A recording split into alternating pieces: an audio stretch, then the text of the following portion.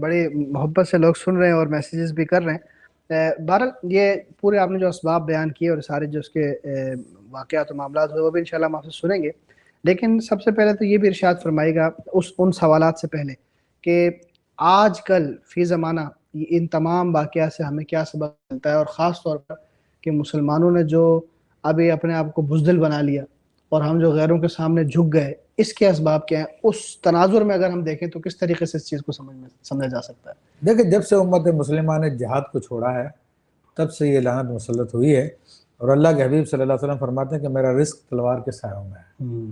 تو جب سے مسلمانوں نے تلوار چھوڑی ہے تب سے ان کا یہ معاملہ ہو گیا۔ اور اگر مسلمان آج بھی اپنے آپ کو جہاد کے لیے تیار کریں اور اللہ تبارک و تعالیٰ پہ بھروسہ کریں تو انشاءاللہ تبارک و تعالیٰ پھر سے وہ عزت حاصل ہوگی جو کہ ہونی چاہیے تھی۔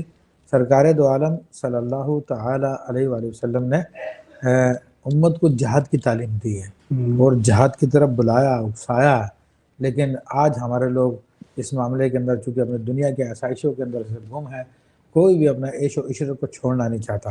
حالانکہ اسی غزوہ بدر میں جب نبی کریم صلی اللہ تعالیٰ علیہ وآلہ وسلم صحابہ کرام کو شامل فرما رہے تھے جہاد کے لیے، تو حضرت عمیر جو حضرت سعد بن ابی وقاص رضی اللہ تعالیٰ کے بھائی تھے وہ چھپتے پھر رہے تھے، ان کی عمر 16 سال تھی اور وہ سوچ رہے تھے کہ میری کم عمری کے باعث مجھ کو جہاد سے نہ منع کر دیا جائے۔ تو جب نبی کریم صلی اللہ علیہ وسلم نے ان کو دیکھا تو فرمایا کہ تمہاری عمر کم ہے، اور ان کو منع کر دیا تو وہ رونے لگے، شوق شہادت میں، شوق جہاد میں رونے لگے۔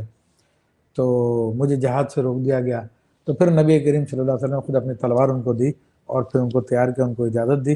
اسی طرح بچوں کے واقعات آتے ہیں کہ دو بچے تھے، ایک بچے کو اجازت دی گئی تو دوسرے نے کہا کہ مجھے بھی اجازت دو، میں بھی جاؤں گا اور میں اس کو کشتی میں پچھاڑ سکتا ہوں جس کو آپ نے اجازت دی ہے۔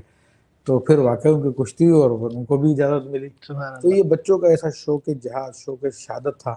تو اسی طرح اسی جنگ کے دوران میں ابتدا کے اندر ایسے واقعات پیش آتے ہیں کہ ایک وہ صحابی رضی اللہ تعالیٰ عنہ، جب نبی کریم صلی اللہ علیہ وسلم نے فرمایا کہ جو اس راہ میں شہید ہو جائے گا اس کے لیے جنت اور جنت کی وسعت زمین و آسمان ہے، تو اس پر وہ صحابی بڑے شوق میں آگے اور کہنے واہ واہ واہ واہ۔ تو آپ نے فرمایا کیوں واہ واہ کر رہے ہو یا رسول اللہ صلی اللہ علیہ وسلم؟ میں جنت کا مشتاق ہوں، میں جنت چاہتا ہوں، میں اللہ کی راہ میں شہید ہونا چاہتا ہوں۔ تو آپ نے ان کو مبارکباد دی۔